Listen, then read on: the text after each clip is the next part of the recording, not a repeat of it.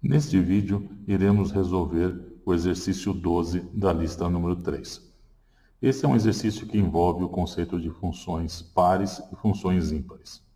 Nós dizemos que uma função f de x é par quando f de menos x é igual a f de x.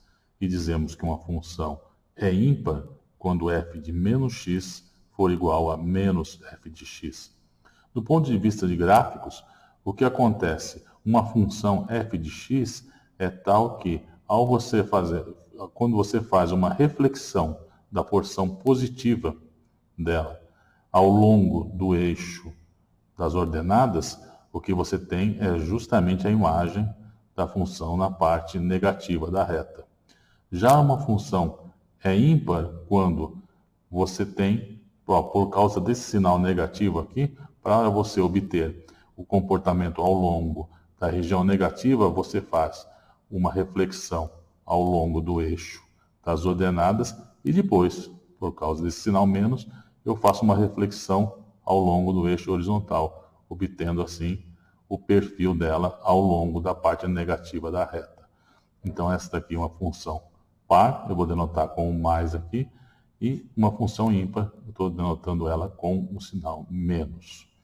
O que esse problema pede é para analisar no item A o que acontece com o comportamento da função f mais g quando f e g são pares ou ímpares. O que eu quero dizer com comportamento é em relação à paridade.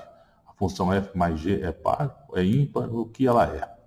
Bom, para fazer isso nós temos que analisar então o que acontece com os valores, a relação entre f de x e f de menos x, ou, neste caso, com f mais g de x, que é, por definição, f de x mais g de x. Eu tenho que comparar isso com f mais g de menos x.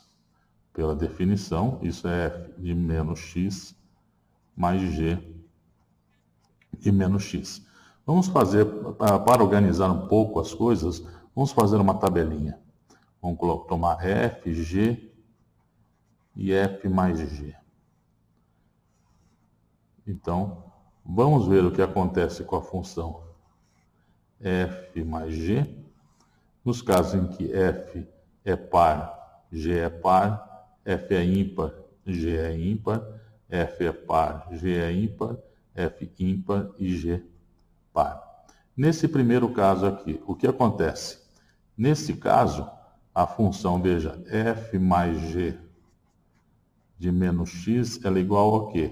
Veja, f de menos x, se f é par, isso é igual a f de x. G de menos x, se g é par, ele é g de x. E isso é f mais g de x. Então, eu comparo isso com isso, vejo, portanto, que f mais g é par. Esse caso, f mais g de menos x é igual a f de menos x, se f é ímpar, é menos f de x. G de menos x, se g é ímpar, é menos g de x. Isso é igual a menos f mais g de x. Portanto, a função f mais g é ímpar. Próximo caso, f mais g de menos x é igual a f de menos x, quando f é par, é igual a f de x. G de menos x, quando g é ímpar, é menos g de x. Isso é igual a f menos g de x. Vejam, esta função é uma outra função. Ela não tem mais uma relação com a função f mais g. É uma nova função. Portanto, isso significa que o resultado, ao fazer essa transformação, buscar uma relação entre f mais g de menos x e f mais g de x, eu não encontrei essa relação, simplesmente porque ela não existe nesse caso. O que isso significa? Significa que, nesse caso, a função não é nem par nem ímpar. Eu vou colocar isso aqui como dizendo que não tem nada, nenhum. Esse símbolo aqui quer dizer que não tem nenhuma relação, não é nem par nem ímpar.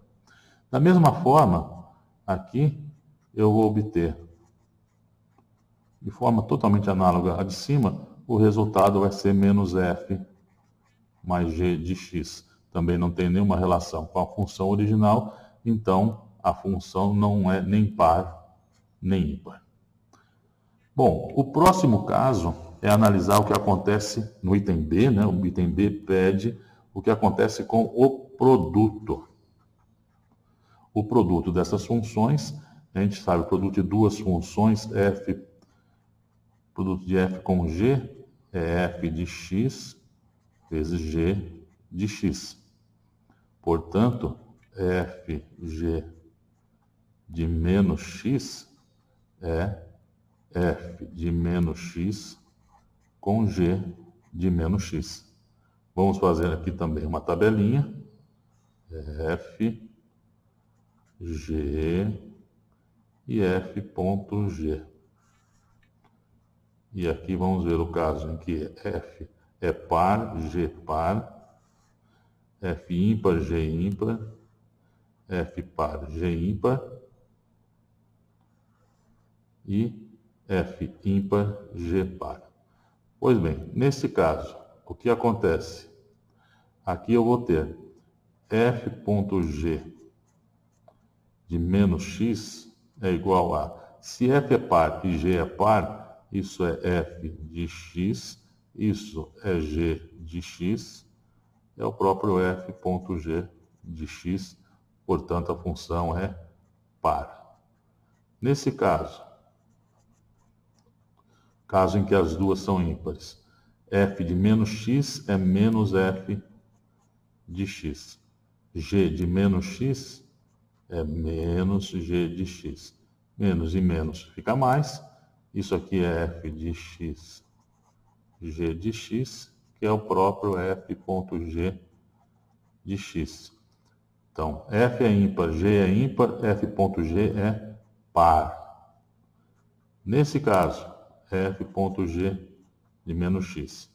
F par, se f é par, f de menos x é f de x.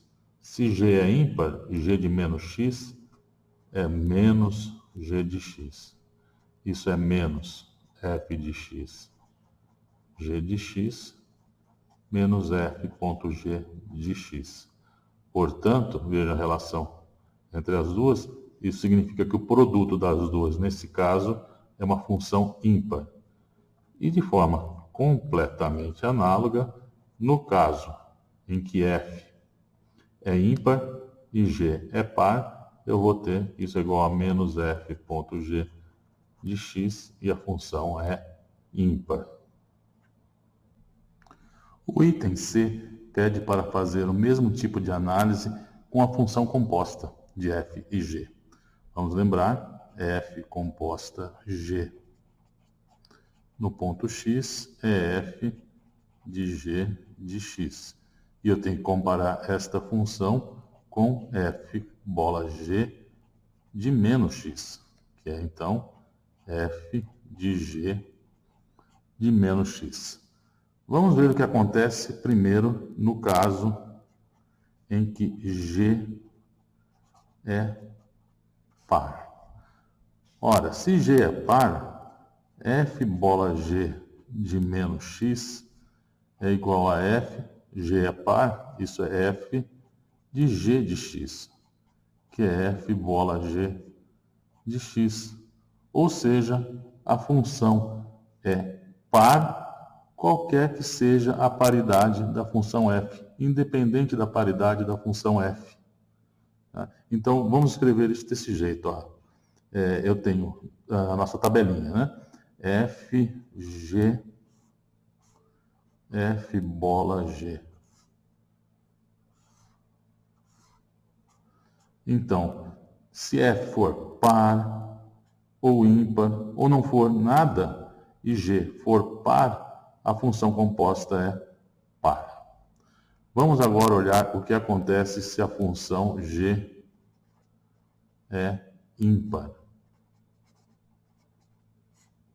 Então, nesse caso, o que temos? F bola G de menos x é igual a F de menos G de x. Bom, agora eu tenho que separar dois casos. Então, o 2A, F par. Então, nesse caso, F bola G de menos x. Se F é par, então F de menos G de x é o próprio F de G de x. F bola G de x, ou seja, a função é par. Então, eu tenho G ímpar, F par, então a composta é uma função par. E 2B, F ímpar, F bola G de menos x. Então, aqui F de menos G de x, se F é ímpar, isso é menos F de G de x, menos F bola G de x, ou seja, a função composta ela é ímpar. Então, no caso em que G é ímpar e F é ímpar, a função composta é ímpar. E, finalmente, o item D. O item D pede para mostrar aqui qualquer função par que eu tenha, qualquer que seja a função par. Essa função pode ser escrita na forma G de módulo de x para uma infinidade de funções G. Bom, é fácil mostrar isso pela própria construindo diretamente a função G.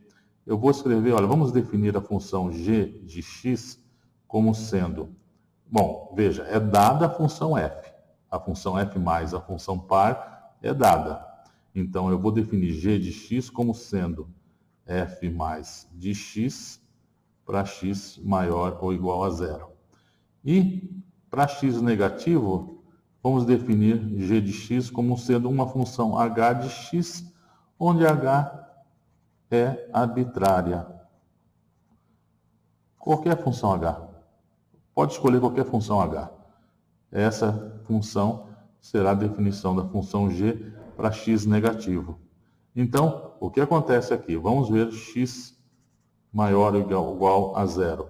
Quem é g de módulo de x?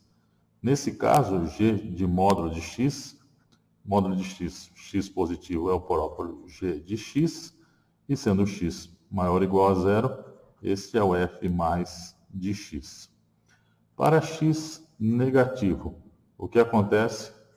G do módulo de x é g de menos x, mas menos x é positivo. Então, se ele é positivo, ele é dado por f mais de menos x. Portanto, tanto para x positivo como negativo, eu concluo que g de módulo de x é o meu f mais de x, e essa infinidade de funções g se deve a essa infinidade de diferentes escolhas possíveis da função h. É isso.